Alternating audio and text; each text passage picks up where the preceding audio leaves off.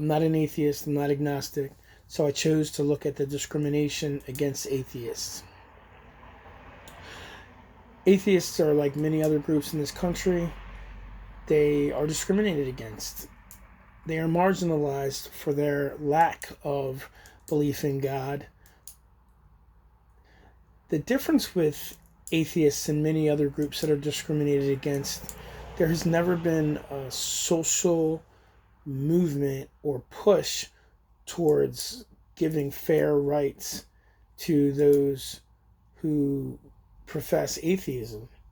Not like the civil rights struggle, which benefited blacks and women and any other group of those who were discriminated and marginalized. It was essentially the blueprint for fighting for your rights. Now, atheists have never been able to acquire the tolerance that these other groups have, and there's got to be a reason for that.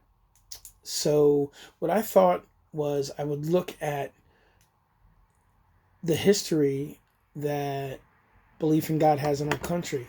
It goes all the way back to the Constitution. In fact, our country was started by those escaping persecution, and many of those were persecuted for their religious beliefs.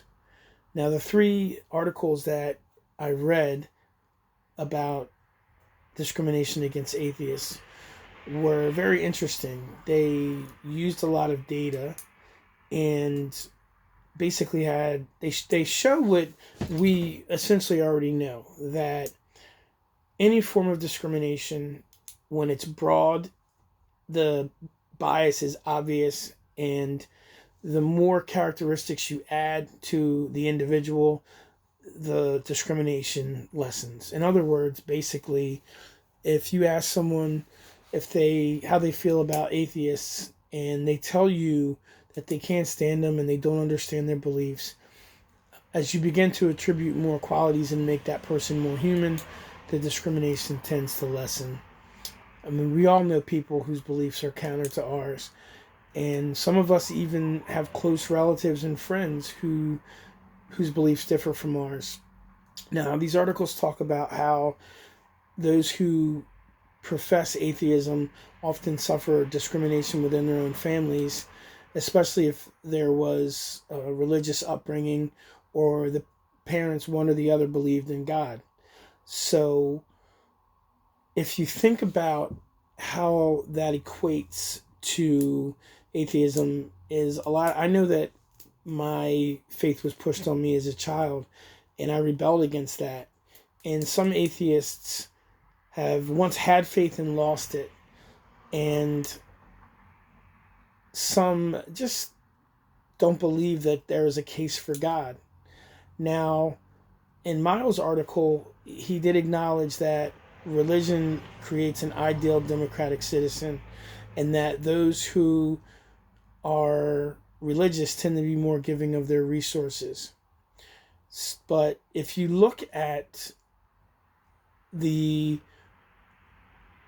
atheistic movement, you will see that they have a code of conduct that's very similar to that of Christians.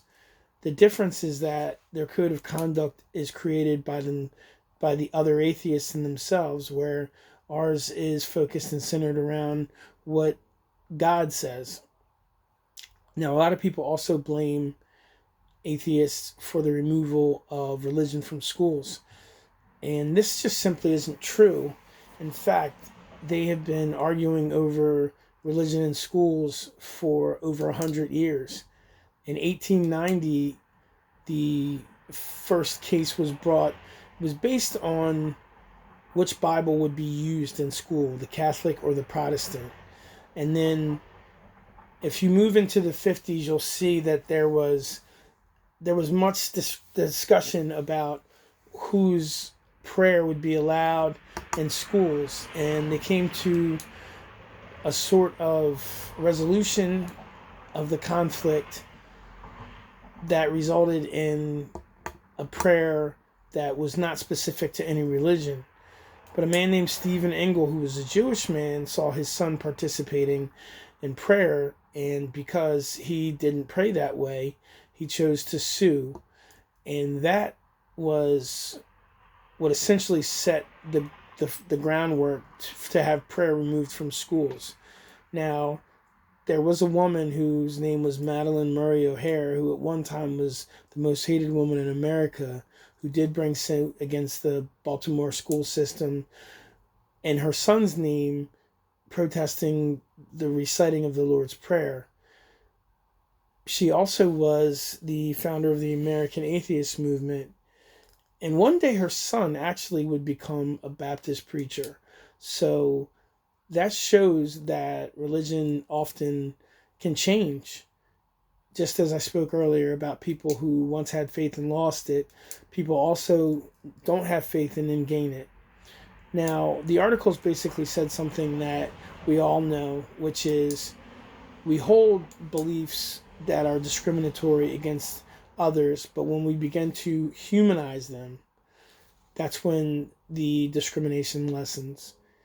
Now, there are still places in our country where there are laws on the books that say you can't hold public office if you're an atheist, but there are also laws that are against sodomy still. Now, these laws generally aren't enforced, but they're on the books. The bottom line is discrimination against anyone for any reason is not very Christian-like, God-like, or very good spirited, depending on how you believe and what you believe. So I continue to hope to be open-minded towards others and their beliefs and tolerant, and I hope others will do the same for me. Thanks.